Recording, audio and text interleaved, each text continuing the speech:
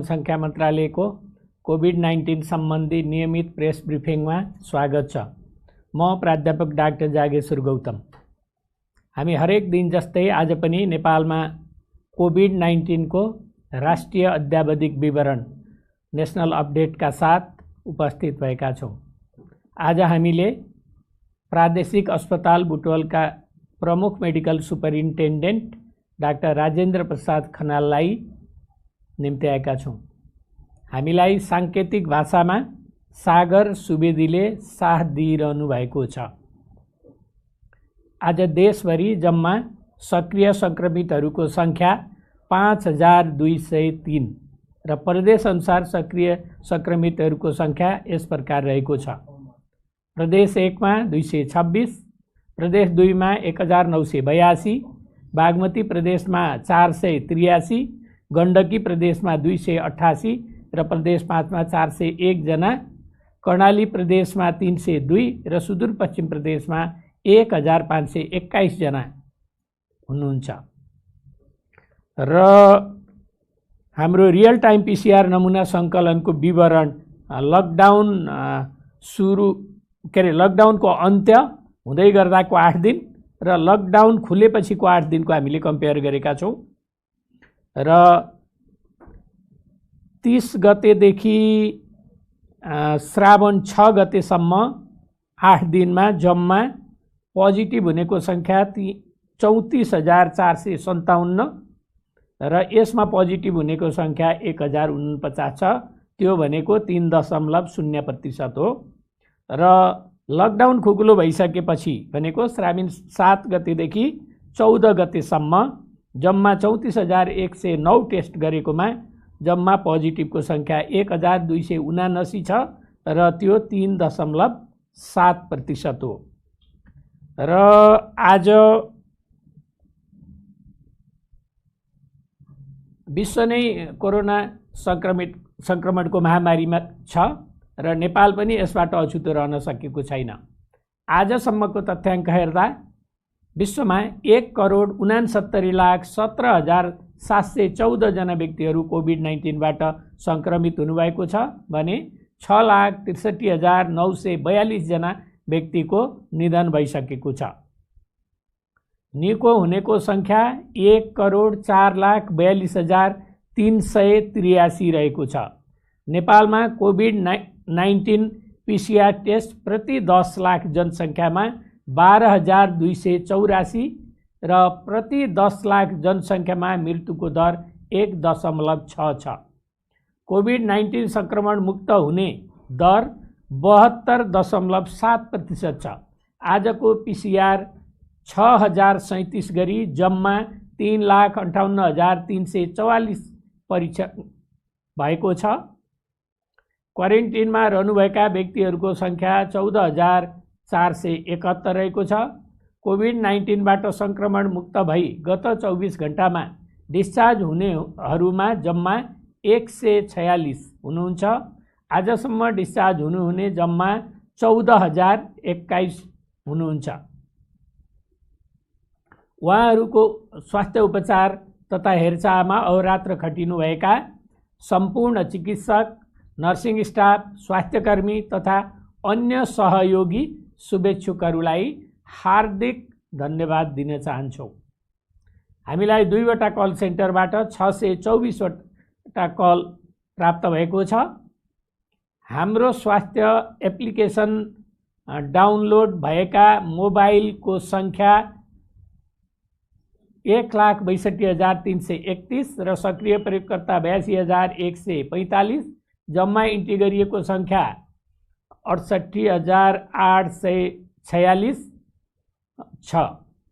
र आज कोही पनि रेड जोनमा पर्नु भएको छैन र हाम्रो वेबसाइट र भाइबर हेर्नेको सङ्ख्या पनि उल्लेखनीय छ।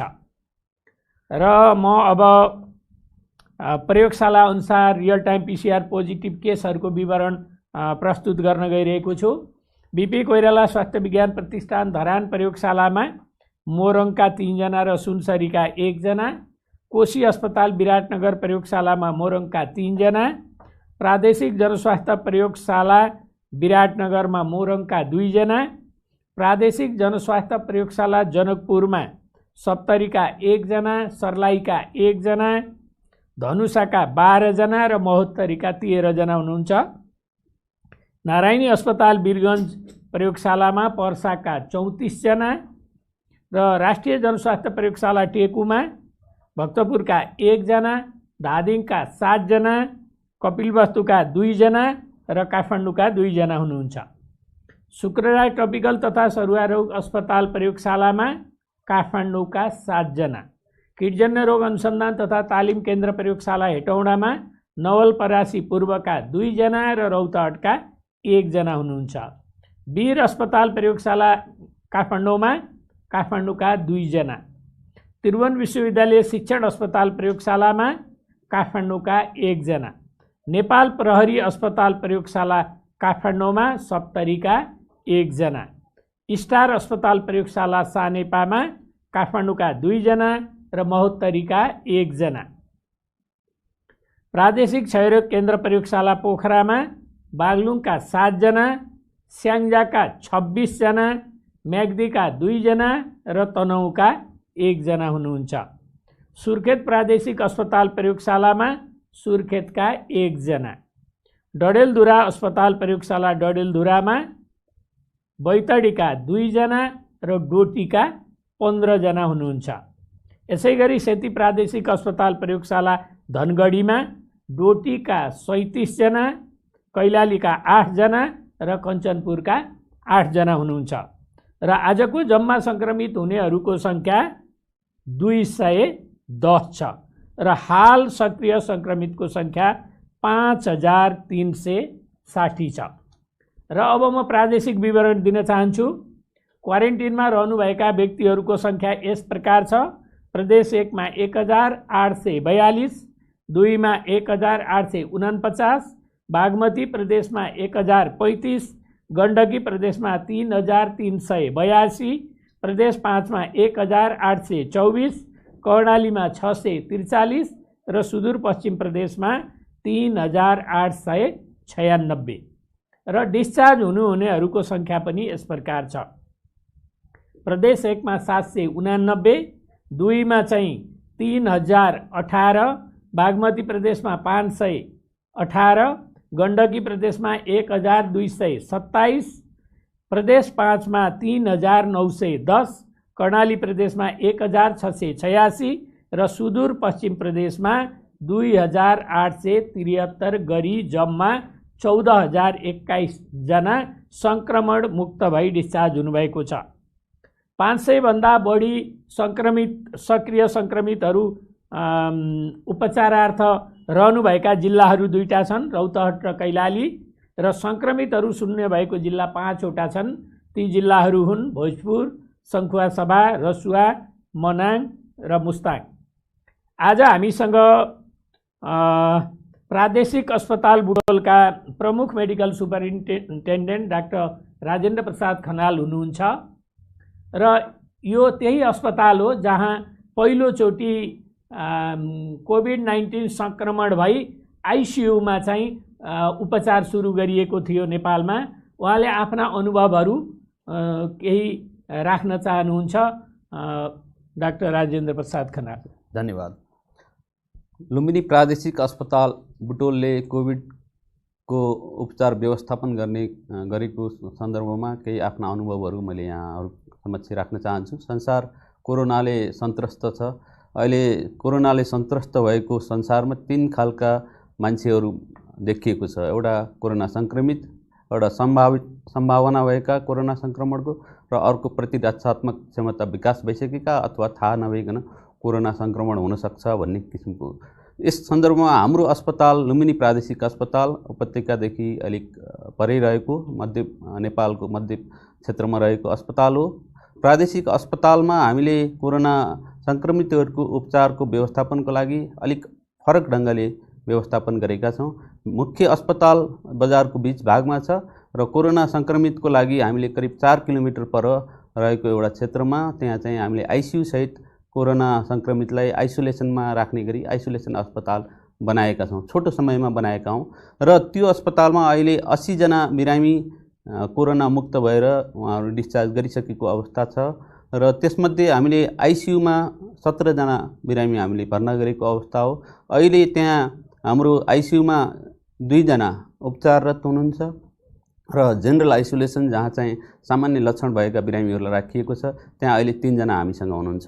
यसरी हामीले यो अस्पतालले यस कोरोना सङ्क्रमितहरूको उपचार व्यवस्थापन गरिराख्दाखेरि अब संसारलाई नै नयाँ जस्तो रोग अब हाम्रो नेपालको सन्दर्भमा पनि एउटा मात्रै ल्याबमा पहिले भर परेको र अहिले 29 वटा प्रयोगशाला छोटो समयमै विकास भएको र अब कोरोना सङ्क्रमितहरूको टेस्ट भइराखेको, कोरोना सङ्क्रमण सम्बन्धी टेस्टको सुविधा करिब देशभरि नै फैलिराखेको अवस्था हो। त्यस्तै गरी हाम्रो अस्पतालमा पनि हाम्रो अनुभवको आधारमा भन्ने भने एउटा 0 लेभलबाट अहिले हामीले आइसियुमा जो राख्नुपर्ने बिरामीहरूलाई उपचार गरेर सङ्क्रमण मुक्त बनाएर पठाउन सकेका छौँ। जस्तो एउटा अनुभव यहाँहरूलाई म भन्न चाहन्छु।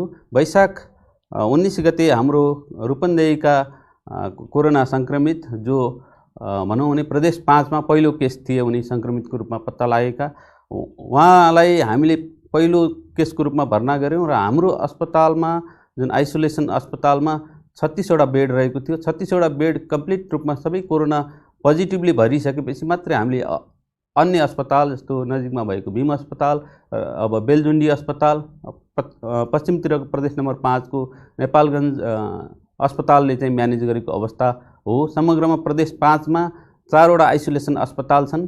त्यसमध्ये हाम्रो लुम्बिनी प्रादेशिक अस्पतालले प्रदेश 5 को सम्पूर्ण रूपमा जुन चिकित्सा अवस्थाका सक्त अवस्थाका बिरामीहरूलाई हामीले त्यहाँ चाहिँ व्यवस्था गरेका छौँ। सबै भनौँ भने प्रदेश 5 हाम्रो आइसियुमा निर्भर रहेको छ। जस्तो दाङमा अप्ठ्यारो परेको केसहरू हामीले लिएका छौँ र अन्यत्रबाट पठाइएका केसहरूमा हाम्रो तदारुकताका साथ व्यवस्थापन भइराखेको छ।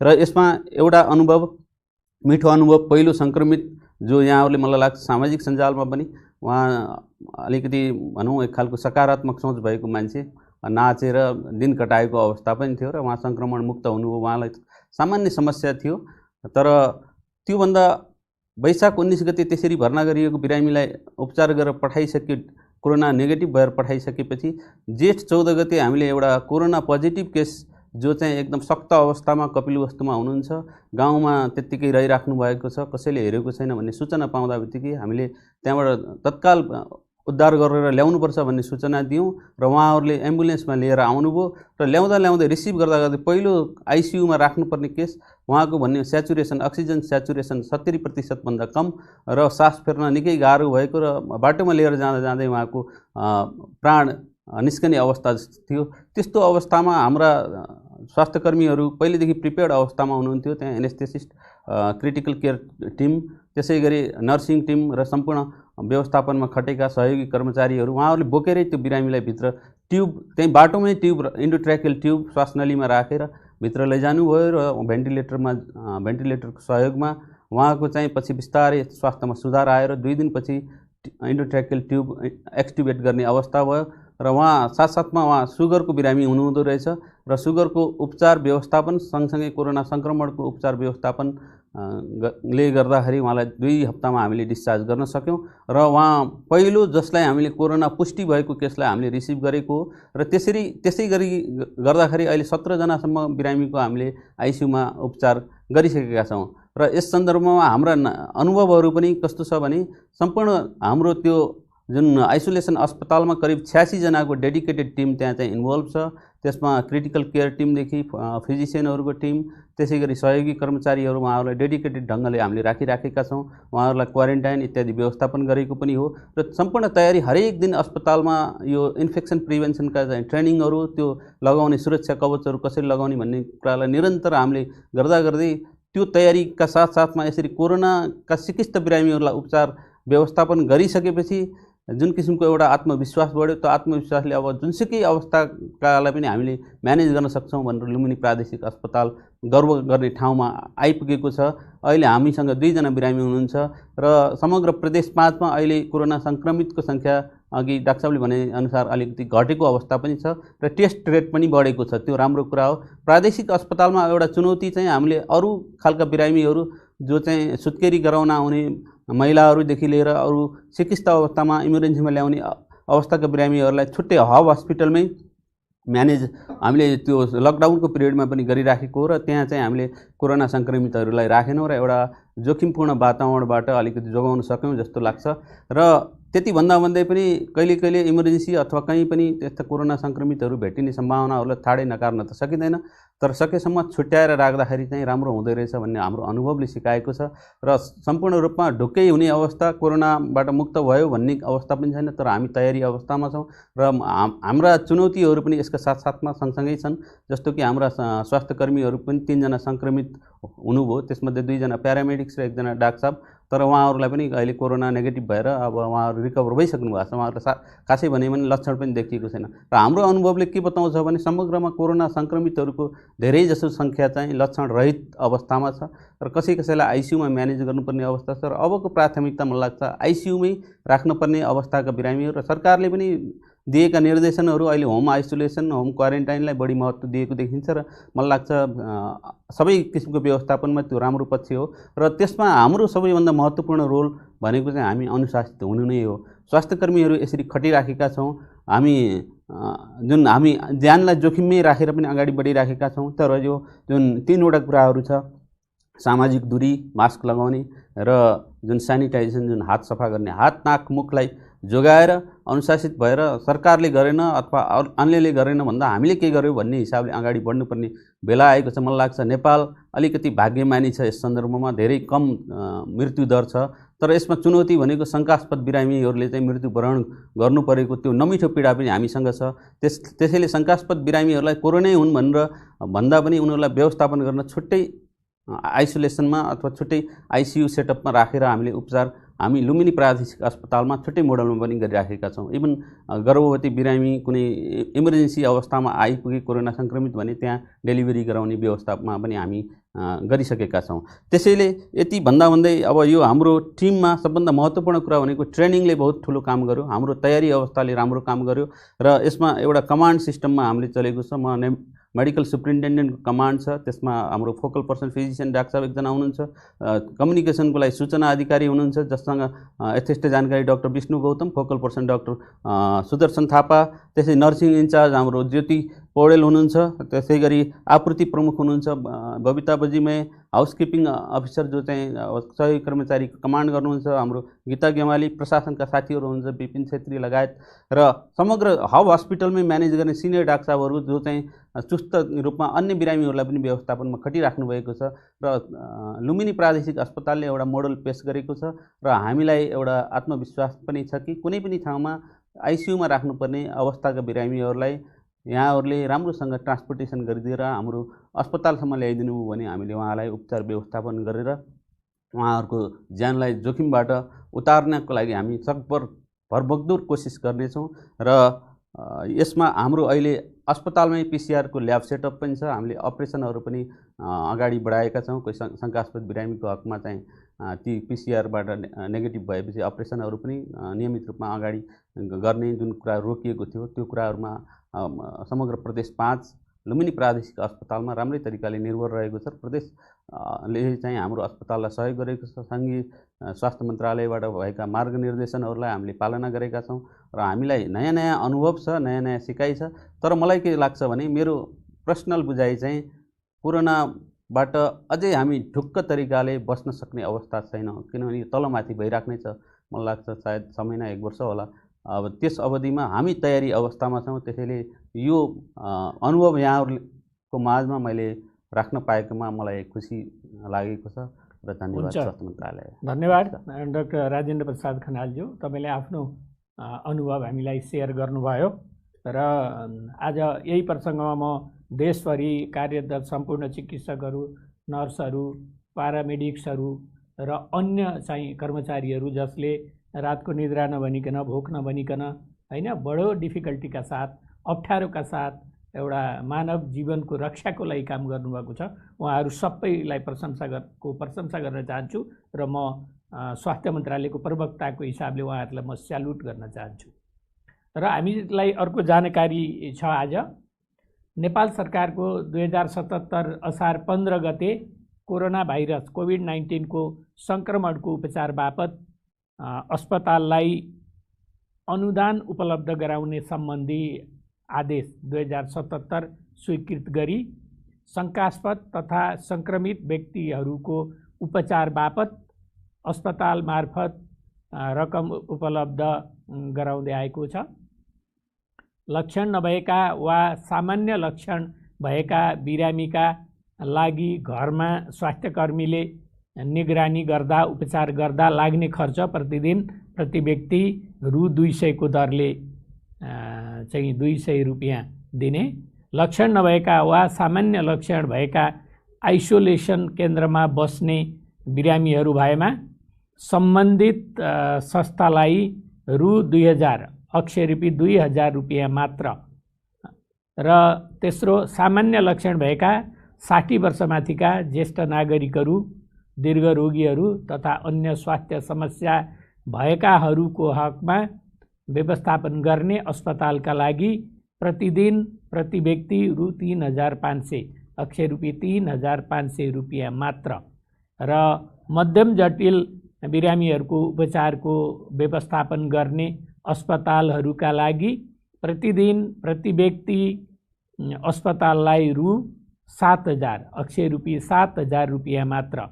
र जटिल र क्रिटिकल बिरामी व्यवस्थापन गर्ने अस्पतालका लागि प्रतिदिन प्रति व्यक्ति अस्पतालका लागि 15000 अक्षय रूपी 15000 रुपियाँ यसरी हामीले दिने निर्णय गरेकोमा म फेरि जानकारी गराउन चाहन्छु। कोभिड-19 को परीक्षणको दायरालाई फराकिलो बनाउन समुदाय स्तरको परीक्षणलाई जोड दिन स्वास्थ्य तथा जनसङ्ख्या मन्त्रालय लागि परेको छ। परीक्षणका लागि आवश्यक पर्ने प्रयोगशालासँग सम्बन्धित रिएजेन्ट, भिटिएम लगायतका सम्पूर्ण सामग्रीहरू हाल 1 महिनाका लागि प्रशस्त पुग्ने गरी स्टकमा रहेको अवस्था छ। थप आवश्यक सामग्रीहरू आउँदै गरेका पाइपलाइनमा रहेका र खरिदका क्रममा छन्। र म अनुरोध एउटा गर्न चाहन्छु, बन्दाबन्दी खुलेसँगै हामी सबै नव सामान्यीकरणमा आएका छौँ। यो भनेको कोभिडको महामारीभन्दा पहिलाको जस्तै सामान्य जीवनमा फर्किएको होइन। कोरोना भाइरसको सङ्क्रमण जोखिमकै बिचमा हामीले आफ्नो कामहरू गर्नुपर्ने बाध्यता छ। नव सामान्यीकरण हो र यो अवस्था सामान्य भइ नसकेको हामी सबैले घर, कार्यालय, व्यापार व्यवसाय गर्ने ठाउँ, पसल, धार्मिक स्थल आदिमा अपनाउन पर्ने जनस्वास्थ्य सुरक्षाका उपायहरू अवलम्बन गर्नुपर्ने अवस्था हो। बालबालिका, युवा युवती तथा वृद्ध वृद्धा सबैलाई समस्या पार्न सक्ने यो कोरोना भाइरसको हालसम्म कुनै औषधि वा खोप उपलब्ध भइसकेको अवस्था छैन, पत्ता लागेको छैन। त्यसैले पनि हामीलाई सामान्य अवस्थामा फर्किन समय लाग्नेछ। रोगको उपचार गर्नुभन्दा रोग नै लाग्न नदिनु भन्ने भनाइलाई पूर्णता दिन हामी सबैले स्वास्थ्य सुरक्षाका उपायहरू अपनाई थप सतर्क हुन जरुरी छ। कोरोना सङ्क्रमणलाई फैलिन नदिन हामी सबैको जिम्मेवारी र कर्तव्य पनि हो। कोरोना भाइरसबाट आफू र परिवारको सुरक्षाका निम्ति बेला बेलामा साबुन पानीले कम्तीमा 20 सेकेन्ड हात धुने वा सेनिटाइजर प्रयोग गर्ने, जुन अल्कोहल बेस सेनिटाइजर हो। घरबाट बाहिर जाँदा नाक, मुख र राम्ररी छोपिने गरी मास्क नलगाउने र पसल, सानोतिनो भेटघाट वा कार्यालयमा अर्को व्यक्तिसँग कम्तीमा 2 मिटर दूरी कायम गर्ने जस्ता सजिला स्वास्थ्य सुरक्षाका उपायहरू म र मेरो परिवारका लागि हो भन्ने हामी सबैले बुझ्न र व्यवहारमा लागू गर्न जरुरी छ। कोरोनाको सङ्क्रमणबाट आफू पनि बचौँ, अरूलाई पनि बचाउँ, स्वस्थ रहौँ। र सम्पूर्ण सर्वसाधारण दाजुभाइ दिदीबहिनीहरूलाई मेरो अर्को पनि अनुरोध छ। नेपाल सरकारले कोरोनाको परीक्षण र उपचार निशुल्क गरेको छ र यो उपचार चाहिँ पाइरहनु भएको छ। र सरकारले आफ्नो जिम्मेवारी पुरा गरेको छ। तर तपाईले आफ्नो जिम्मेवारी पुरा गर्नुभयो कि भएन? तपाईले मास्क लगाउनु भयो कि भएन? तपाईले हात धुनु भयो कि भएन? तपाईले सोशल डिस्टेन्सिङ कायम गर्नुभयो कि भएन? तपाई अनावश्यक रूपमा पनि भिडभाडमा जानुभयो कि?